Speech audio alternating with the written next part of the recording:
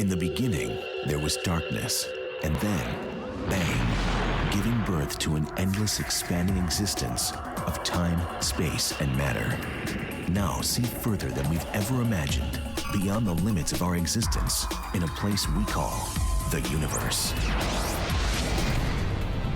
It is both mighty and meek. Humanity's quest is to harness its power and escape its bonds. Holy cow! This is what an astronaut feels. It creates and breaks the stars, the planets, the galaxies, and directs their cosmic roller coaster ride. Gravity's our friend and our foe. Without it, life as we know it would end. The Earth would literally explode. It is the magnificent and mystifying force that rules the universe. Gravity.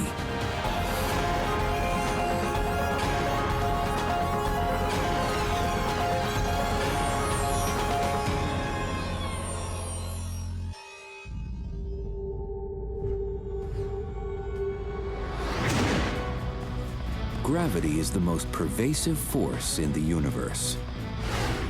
It is at work on massive and minute scales, on the routine and the extreme. A surfer needs it to hang 10. When you ride a wave, you're going to slide down the front, and you're going to use that pull of gravity to get you going. It's your acceleration force. It's your accelerator. Gravity's your accelerator. A skier uses it to race downhill. A snowboarder must have it to get big air. It acts on everything with mass, including us, 24/7, even when sleeping or standing. Gravity here on Earth, of course, is always accelerating us down toward the center of the Earth at 32 feet per second squared.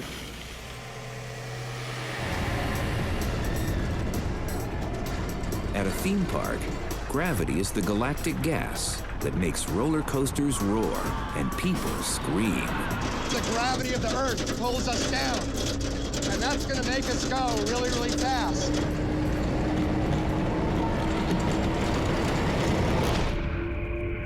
All objects with mass or energy, particles, people, planets, stars, and galaxies produce gravity. Omnipotent and omnipresent, gravity attracts, governs, warps, shapes, makes and takes all matter and mass in the universe. So it's pervasive. It acts on all things through extremely large distances, and nothing escapes its pull. It is gravity that holds our solar system together.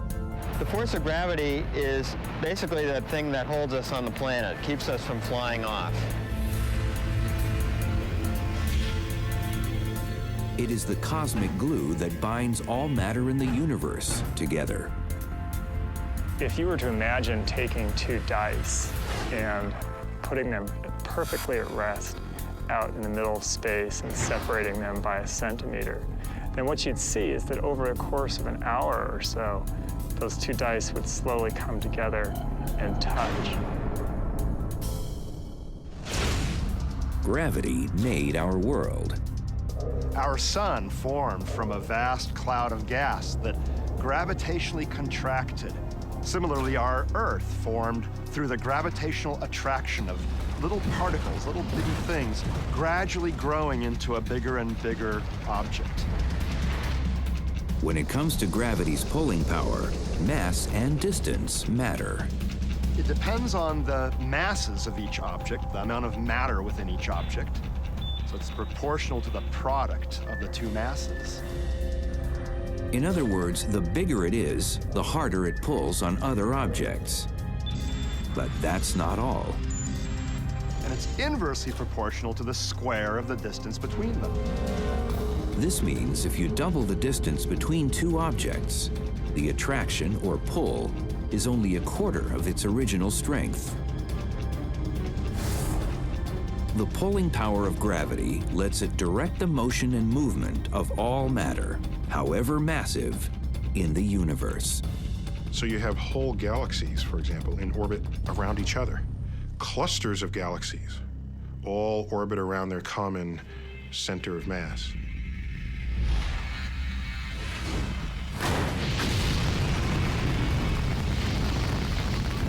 But it is the practical potential of harnessing this relentless force that has obsessed scientists for centuries.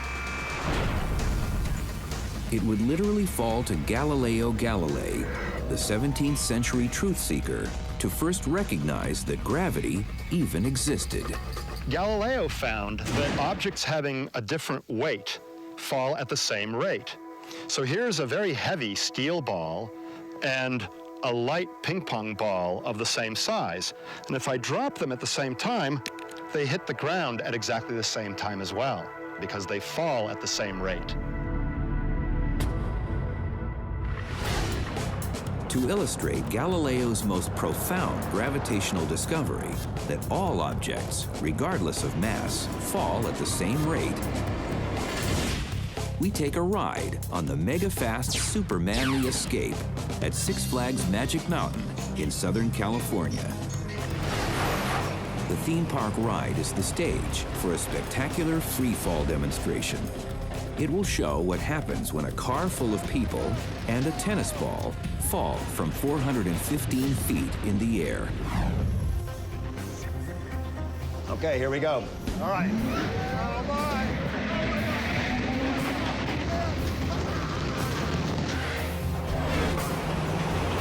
The riders are shot up the 41-story tall tower at 100 miles an hour. With their eyes open, gravity will help them see a superhero. Oh my God! Okay, I'm gonna drop this ball now, and oh my God, it's floating around. It's floating. It's floating. It's floating. Oh, the wind blew the ball away that time. While we expect all objects to fall freely together, regardless of mass, on a windy day, results aren't always perfect. All right. Oh my God. At the very top of the ride, when upward motion has stopped, gravity takes over, and the downward freefall begins. Oh God, I'm gonna drop this ball, and it's gonna float. It's gonna float. Oh, it's floating. It's floating. Oh.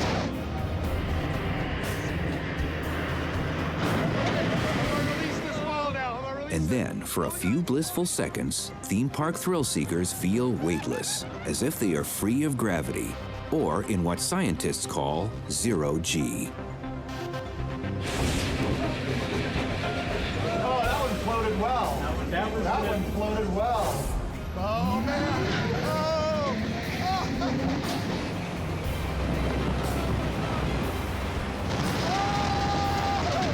Oh. I'm gonna try dropping the ball. Oh. But zero G is just an illusion. In reality, gravity is running this ride. It's the force that yanks the car, the people, and the tennis ball, indifferent to their mass, back down to Earth at the same rate. Oh, that's a fantastic ride. I mean, feeling oneself drop is amazing. But what's really great is dropping the ball and seeing it floating above my face. Now, I mean, it's falling. I know it's falling, but I'm falling at exactly the same rate. It doesn't matter how massive something is. It falls under the force of gravity at exactly the same rate. Thanks to experiments like this, we now know that objects all fall at the same rate. But what would it take to launch a cannonball into orbit?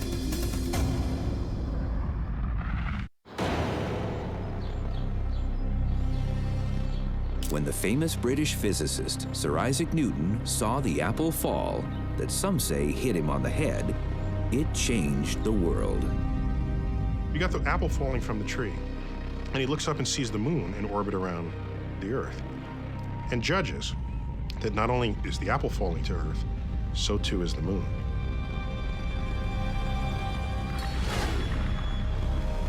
But could the moon really be falling?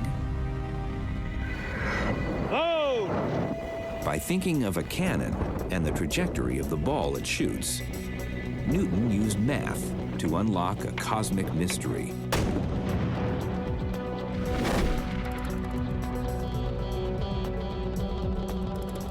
It came in his landmark publication, Principia Mathematica, in 1687. Isaac Newton has a famous drawing, and in it he draws a planet and a little mountain. And there's a little projectile first kicked off the mountain, and it falls down a little bit. You give it more speed, it goes a little farther out. Now say you could just increase the force all you wanted. It could go 50 miles, it could go 100 miles before it fell. By adding more gunpowder, and with just the right angle of fire, a cannonball can be made to go faster and farther. Inevitably, however, gravity wins, pulling the cannonball back down to Earth. The Earth is round and not flat, so Newton realized that if the cannonball is fired at sufficient speed, the cannonball would actually go into orbit. For that to happen, Newton determined, the ball would need to be shot out of the cannon at 17,500 miles an hour. It starts curving around the Earth, and he realized that there must be a speed where it goes completely around the Earth and hits you in the back of the head, never actually hitting Earth's surface. And if you duck, it'll just keep going, and lo and behold, you have an orbit. But why doesn't the moon fall to Earth? The moon also has some sideways motion. So for every little bit that it falls down, it also moves off in this direction, and the sum of all those motions is an orbit around the Earth. Newton also realized that the Earth is in a giant free fall around the sun. With gravity forging the path, our planet rounds the sun like an endless cosmic roller coaster ride. Newton cracked the gravity code, and physicists are still using his ideas to solve all sorts of problems. Some of them stranger than others, like what would happen if a person tried to travel through a tunnel from one side of the planet to the other? In this wild scheme, you'd have to drive a straight-line tunnel right through the Earth and use gravity alone to propel a traveler down this so-called Gravity Express. So suppose you've got one of these tunnels, and you jump in. Initially, the Earth is pulling down. You're going toward the center of the Earth, and so you're accelerating toward it. But as you pass through the center of the Earth and start going out toward the opposite side, the gravity of the Earth is trying to pull you back, so it's decelerating you. So gravities actually have a braking effect. There's no fear of shooting out the hole on the other side of the Earth at some tremendous velocity and shooting yourself back into space. But in fact, you reach the surface of the Earth exactly, you will close to a perfect rest. In 42 minutes, you'll be there. Whichever two cities you connect with a straight-line tunnel, it takes gravity exactly 42 minutes to get you there. The journey from Los Angeles to Paris, 42 minutes. Suppose you wanted to go from Los Angeles to Tokyo, 42 minutes. It doesn't matter which path you take through the Earth, the journey is always 42 minutes long. It takes Newton's math to figure out why this works. If we connect Los Angeles to New York, taking a tunnel, obviously the tunnel will not go straight down, but it has to go down at an angle. The angle slows the speed of descent. But the distance is also less, and if you work out the equations, lo and behold, the two effects cancel, and you still get there in 42 minutes. It takes 42 minutes regardless of the path you take. That's really cool. Newton figured out what gravity does, but it took the brilliance of physicist Albert Einstein to work out why it was doing it.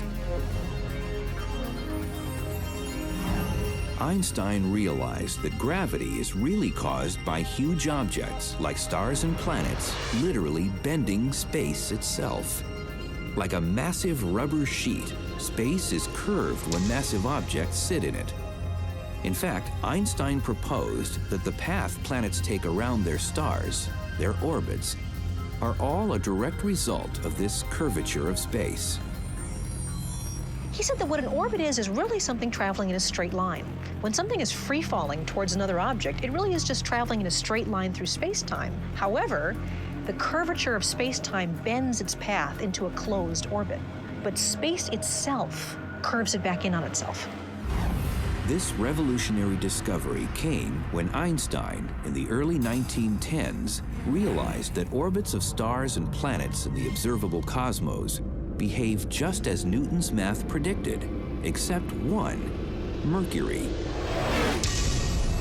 Its orbit essentially wobbles. Einstein described gravity as a curvature in space and time. And the orbit of Mercury works perfectly when you take that into account. Mercury isn't moving in flat space, but curved space around the sun. Then the orbit's perfect. This curvature of space is at play in our own solar system. Earth is simply following what it thinks is a straight line path, the shortest distance between 2 points, in this intrinsically curved space. Einstein not only determined that mass warps space, it warps time too. So henceforth, Einstein proclaimed, physicists should not speak of space and time separately, but of space-time as one unified object. While it's uncomfortable to many the first time you hear it, if you stop and think about it, it's actually quite obvious. If I'm going to make an appointment with somebody, I don't say, I'll meet you at 3 o'clock. That's not enough information. There's got to be a question that follows that. What is that question? Where? If I say, meet you in room 203, when? Anytime you intersect with someone else's life, you do so at a time and at a place. Einstein's realization that space is curved and that time and space are in fact intertwined is now the very definition of gravity. Liftoff of the Space Shuttle Discovery.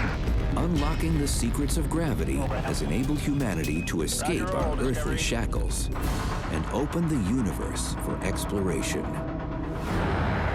But how can future astronauts on the long way to Mars survive the disabling effects caused by zero-G?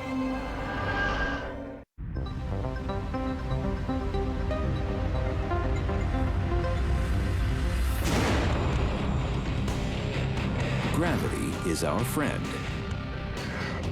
and our foe. It is the fearsome force that propels a skier and the snowboarder down the mountain and shoots them into the air. With enough momentum, an airborne snowboarder can feel, for fleeting moments, as if they are free of Earth's gravitational pull.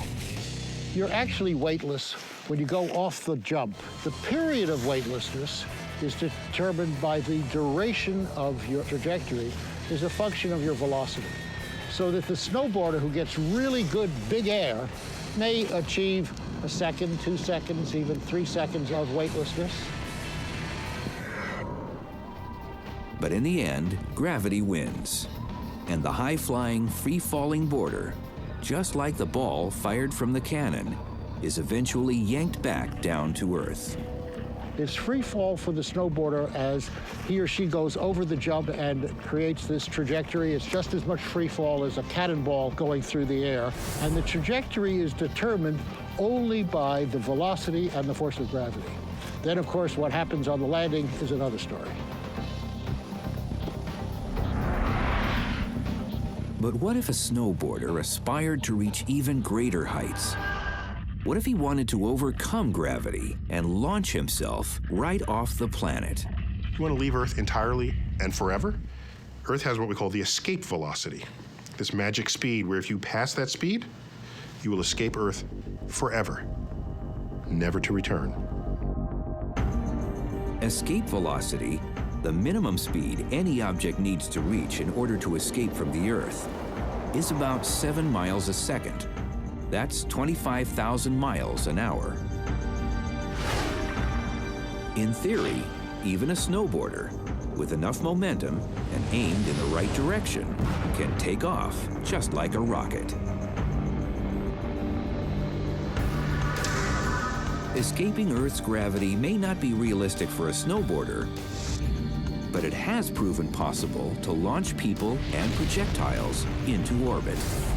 You can leave systems, you just need enough energy to do so. And we've garnered enough energy and technological know-how to do just that in our voyages to the moon. And our hope that that will continue on to Mars and beyond. To get to Mars and beyond, mankind will have to harness gravity's energy. Just like we always do when we're seeking thrills to the extreme. Gravity gives us two types of energy: potential and kinetic. Potential is just that. It's energy that's being stored, while kinetic is the result of all that pent-up potential energy. This fantastic phenomenon works on a roller coaster. As you're winched up on a hill, your potential energy is increasing. You literally have more energy at the top of the roller coaster than at the bottom. It's not just a weird abstract thing. You actually possess higher energy at the top. And that's turned into speed, into kinetic energy, as you go down that hill on the roller coaster. Pretty soon, I'll be converting my potential energy to kinetic energy! Woo! When a surfer hits that sweet spot on a wave, they're using energy's double act. NASA also uses this energy exchange principle to add some speed to their missions. As a spacecraft nears the orbit of a planet, it too gathers kinetic energy at the expense of potential energy. Then, as it rounds the planet on its cosmic coaster ride, the craft gets a slingshot effect that punches it onward with more kinetic energy. When the Voyager spacecraft visited Jupiter in 1979, 1980, it flew past Jupiter, and Jupiter tugged on it, giving it extra motion, sort of a slingshot effect. Not only changing its direction of motion so that it was aimed towards Saturn, but also speeding it up. Knowing how to use the power of gravity will enable humanity to travel further and faster across the universe. Having the physics formulated and the technology available is just one part of the preparation for extraterrestrial travel. Readying people for the rigors of space is the other. Far away from Earth's gravitational pull, in a spaceship on the long journey to Mars, for example, future astronauts will have to learn to live, work, and play in an environment free of Earth's sizable gravity. One where they effectively feel weightless and all objects move equally and freely. One fun way to experience the astronautical thrills and spills of space travel is to simulate it on a zero-G flight. I'm really looking forward to this. This is going to be an incredible experience.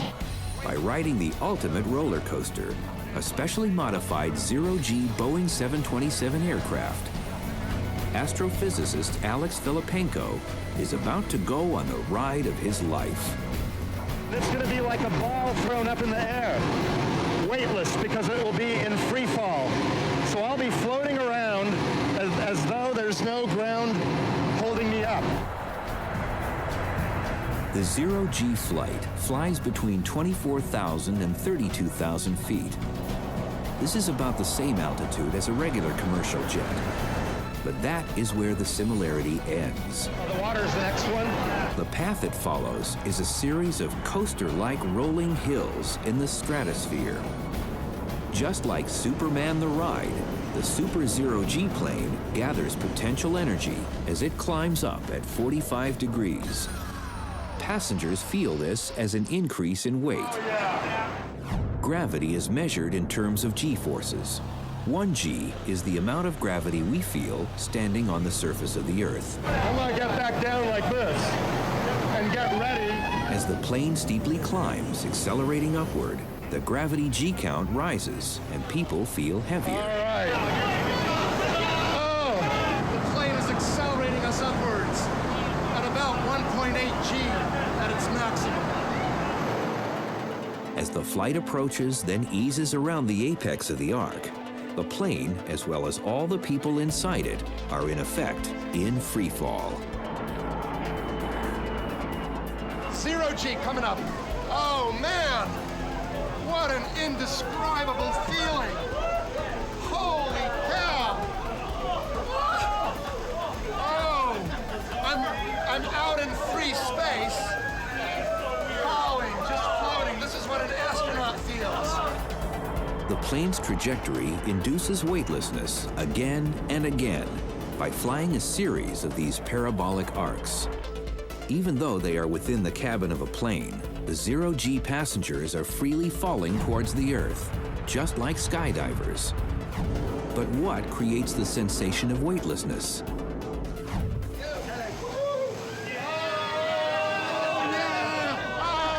It goes back to Galileo, who showed that all objects fall at the same rate.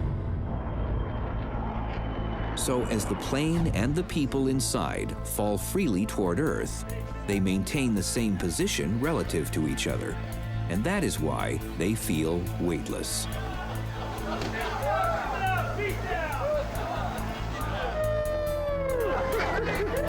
The feeling lasted 25 full seconds because for 25 seconds we were essentially in free fall. It was like Superman just flying through the air. Oh, I cannot believe how it feels.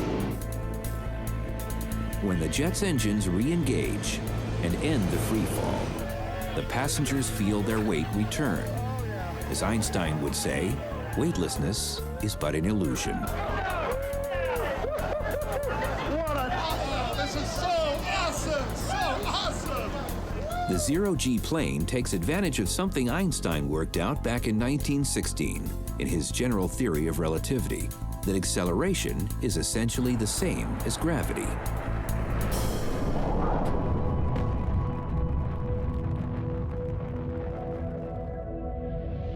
When you are thrust upward in a rocket or the 0 G plane, the G-forces you experience are the same as you would feel being tugged downward by the gravity of a massive object, like a planet.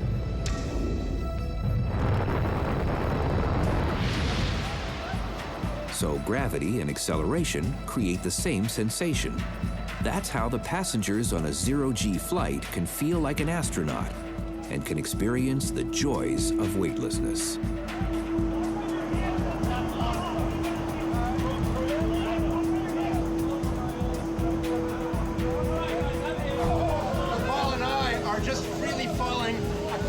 Natural path through curved space-time. This is what Einstein's theory says, independent of the mass. We all follow the same path. Oh yeah, this is unbelievable. On the 20-minute, 15 parabola flight, there's time in between the frights and delights to further taunt the laws of gravity.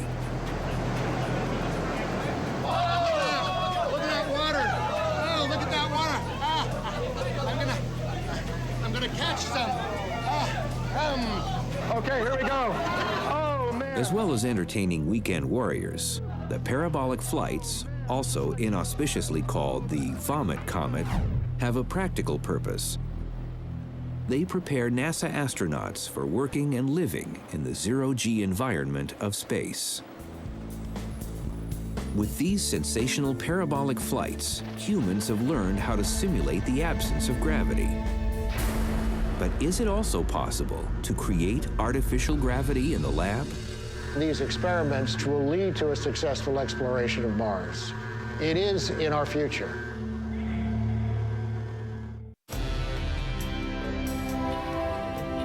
At the dawn of the 21st century, overcoming the bonds of gravity and escaping Earth's sizable tug have been realized.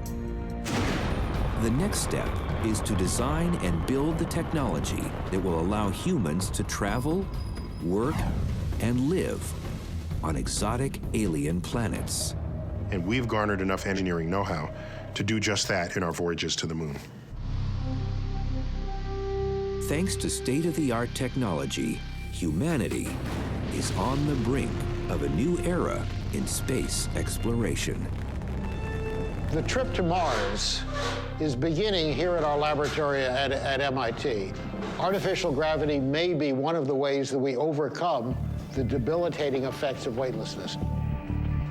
Since the advent of the space age, scientists have been concerned with minimizing the life-threatening risks and damaging effects of being weightless at 0G. The issues originally had to do with human survivability. We didn't even know, back in the Apollo period, how people would react to stays in space of more than a few hours.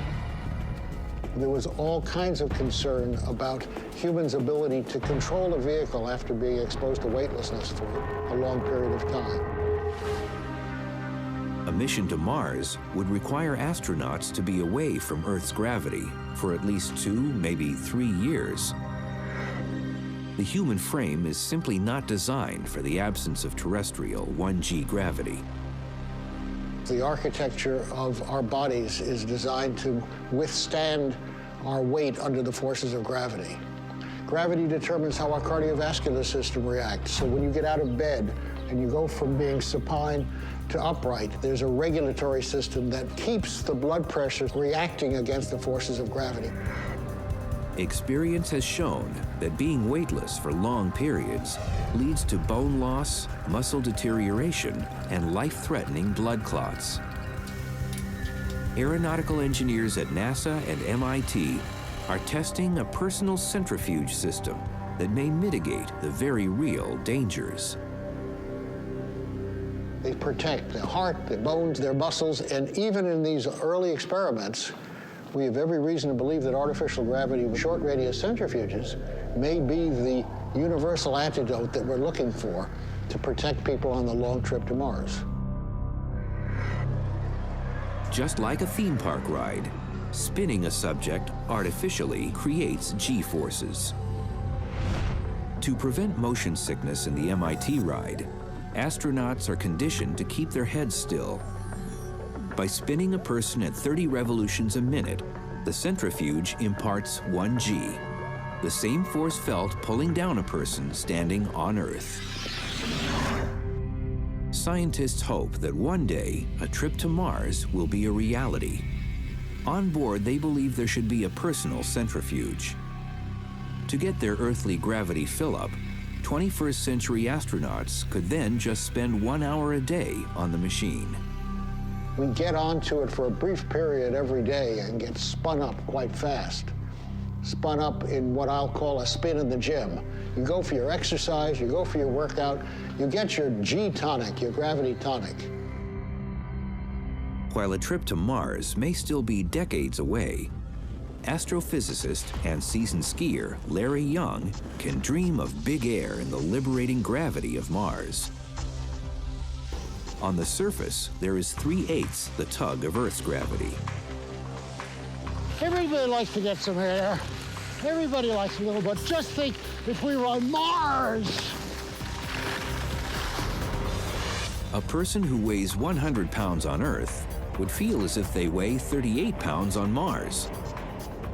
Although a Martian skier would fly down Olympus Mons at 1/3 of the speed they would on Earth, the lower gravity also means they could get at least 3 times the big air. In the case of gravity, it's mass that matters. The more mass you have, the stronger the pull of gravity. So when you think about what your weight would be on the Earth versus something more massive than the Earth, it's pretty direct. If something were twice as massive as the Earth, you'd weigh about twice as much. The big kahuna in our solar system is Jupiter. On that planet, a 100-pound person would weigh a whopping 254 pounds. Even if Jupiter had a solid surface, a skier there would have to fight for big air. What we already know about gravity, how it works and how it can be used for practical purposes, could, in theory, even save the planet from its ultimate cataclysmic fate. Here's how gravity can come to our rescue. gradually, in about 5 billion years, our sun will brilliantly flare, turn into a red giant, gloriously burn up, and die. As this comes to pass, our inner solar system is engulfed, and Earth's gravity and atmosphere will be radically altered. At that point, life on the blue planet will end. But astrophysicist Greg Laughlin has a plan to use gravity to save Earth. This environment that we have here now would look very similar to the environment that is holding sway on Venus right now, a crushing carbon dioxide atmosphere, temperatures hot enough to melt lead. But rest assured, if the worst hypothetical happens, gravitational science could save Mother Earth. The one thing that we could do over the very long term is to somehow move the Earth's orbit out to a larger distance from the sun where the temperature isn't so high. And a way that you can do that, if you have enough time, if you have billions of years available to you, is to use a comet or an asteroid. This mega move would require astronauts and engineers aboard a spacecraft to maneuver the comet or asteroid just in front of the Earth. In order to be most effective, the comet has to fly very close to the Earth, within orbital radius or so of the Earth. Then, on the cosmic roller coaster, potential and kinetic energy are roused, and gravity does the rest. If that happens, then the comet pulls the Earth forward, the Earth pulls the comet backward, and the net result is that the Earth is given a boost. It's given a boost to a slightly higher orbital radius, slightly larger distance from the sun. And if you make one of these adjustments, one of these passages every 10,000 years or so, then the Earth over a period of 1 billion years can move at a fast enough pace outward to keep track with the steadily brightening sun. If, however, the experts get the math wrong and the big gamble doesn't work, all bets are off. And if you screw that up, then you can have a collision between the comet and the Earth. So a 100-kilometer object crashing into the Earth is absolutely an extraordinary disaster. It's the kind of thing that causes huge extinctions of gigantic numbers of species. Of course, this is only an extreme hypothetical scenario. But what is known for sure is that our continued existence today here on Earth is contingent on the presence of gravity. It allows for the perfect conditions for life and the pursuit of happiness.